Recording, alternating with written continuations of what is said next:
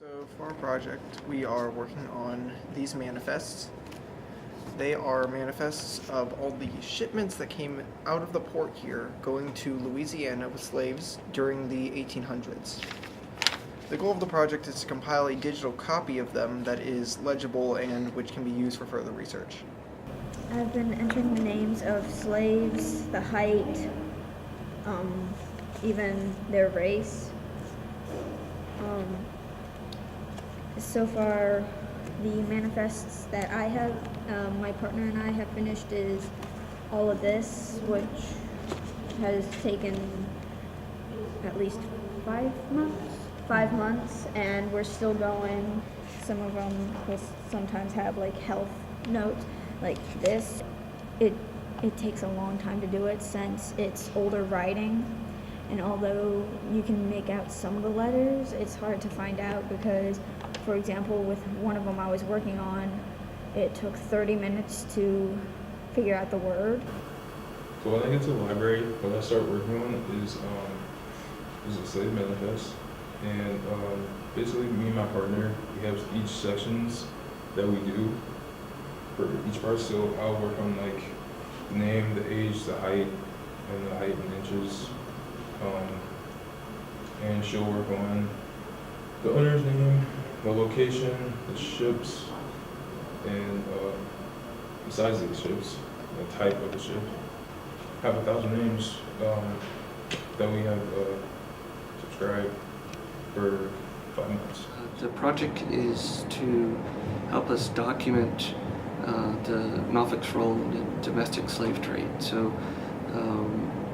from the slave manifest of the ships that sailed into New Orleans. And he said that he had something like 17,000 names of enslaved African Americans who were shipped from here. And he said actually Norfolk had 30% of all export of slaves from the mid-Atlantic to the deep south came from Norfolk.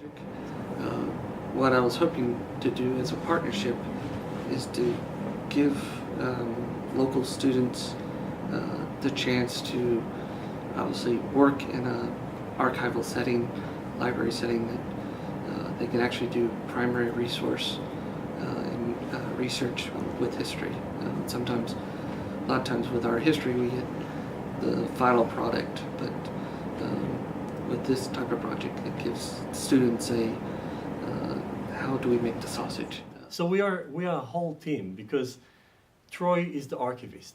He has the material. He researched that. He can guide us through this jungle of primary documents that nobody has ever processed. And he started the work. We have in school a professional historian, Dr. Anna Mirkova, and she's a researching scholar. She published a book, she published articles, she worked in a university setting, and the students are the research assistant. They do the actual groundwork of taking material, primary sources, and turning that into information. I just brought everybody together, and which is the idea of Montessori education, is to prepare an environment that will be optimal for work that will just evolve by itself. Last year we worked on a history project involving the immigration of Jews from Russia and Eastern Europe. So last year we worked with a list of Jewish family names, and we learned how to use the city directories, and we looked for our families' names. And once we found them, we were able to create a kind of spreadsheet that, showed basically the family tree of our family and where they live and where they work. And then eventually we kind of got through I got through 3 or 4 different families. I basically covered 70 years of 3 families, and I was able to kind of develop my own narrative. I started with find a grave, and then I was able to find other people who weren't in the city directories, but they had a grave. And this year we're doing a project involving the domestic slave trade, and in particular the shipment of slaves between Norfolk and New Orleans. So they're doing actually two of the very important tasks of the historians. One, of professional historians. One is they're processing documents that have already been obtained from an archive, and two, they're doing research themselves by looking at newspapers and microfilm. Well, so far, besides transcribing the manuscripts, I've been coming over here as well to do some with the microfilm, and found a lot of interesting facts actually.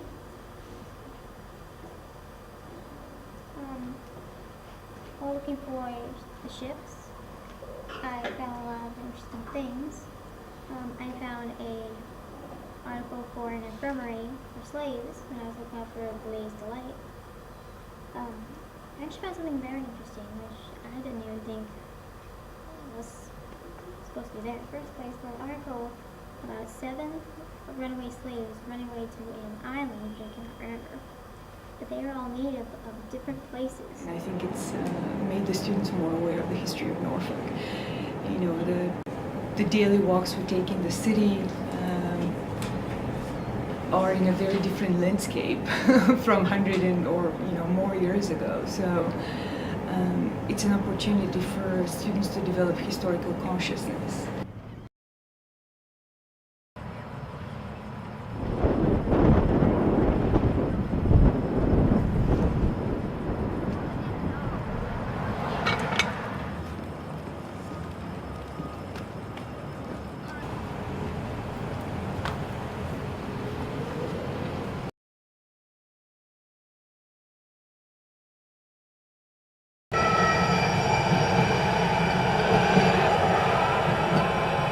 Tide. That's what happens when your teacher's a philosophy major. Literally talk about anything.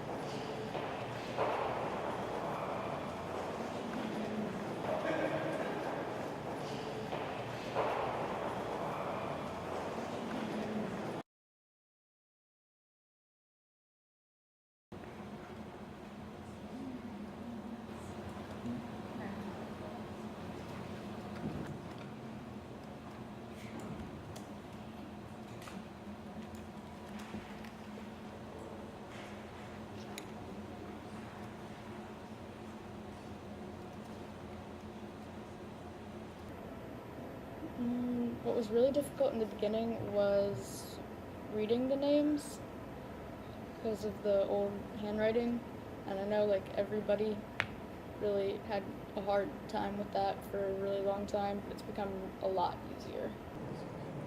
On microfilm, you can see like advertisements for like the ships going and arriving, like departing and arriving. That's the word I'm looking for. To and from their destinations. And sometimes you can even see some of the ships you've found. Like I've seen the James Monroe a few times, which was really kind of bizarre. And you have the manifests from the same ship? Yeah, I'm actually on the James Monroe right now. I also found really interesting a ship going to Liberia that was run by this colonization society, which I still do not know who founded it, that take freed slaves to Liberia for them to live as humans and not as property. I find the overall process of the project interesting because every week we go through it and we're slowly adding more and more to it, so you get to see what the overall picture is over time.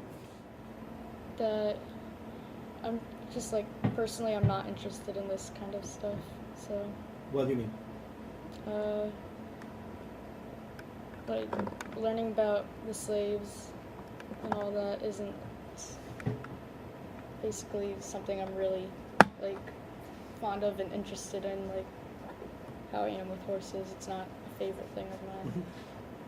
You don't find this topic exciting or important? Or I think it's important because it happened, and it's not right that they were treated that way. So yeah, it's important, but it's not like technically interesting. Why is this a worthwhile project to be working on? I mean, history is full of mysteries, and taking it one step at a time by researching areas and finding who's been there and what's been there might lead to something very interesting. Because the different color of their skin, Uh-huh. they were treated a lot differently. In what way were they treated? They were being abused and used and owned. And then nowadays, legally, they're not being used like they're us. Mm-hmm. One of the things that I do feel that is important is the overall age. And what me and Sumner do a lot is we go down the list and we select every single age, and then we put it to see what is it called? Average. We average it out, and almost 100% of the time, the average is somewhere between 19 and 16 years old, and then the average height is about like 4 or 5. And it's kind of, if you think about it, it's kind of depressing because most of us are 14 to 18 or 19 or whatever, and we're getting such great education and we're doing stuff and we have the freedom to do other things and not just work in some big field for some lazy white guy. It sounds hypocritical, but Why hypocritical? well, I mean, I'm white, So what? You're not a slave owner. sure enough. I mean, a lot of people were sold as children, so already not with their families. So I think for us as kids, we rely like on our parents, you know, and our family, you know, our elders to, you know, raise us. But I think that when you already have a full-time job and you already are alone, that you're automatically an adult already, because basically you have to make decisions for yourself. It became illegal to take slaves from Africa, Uh-huh. and so they had to kind of like recycle them, I guess you would say. Like they took like a lot of them from Virginia and up in this area and brought them down to where all the farms are.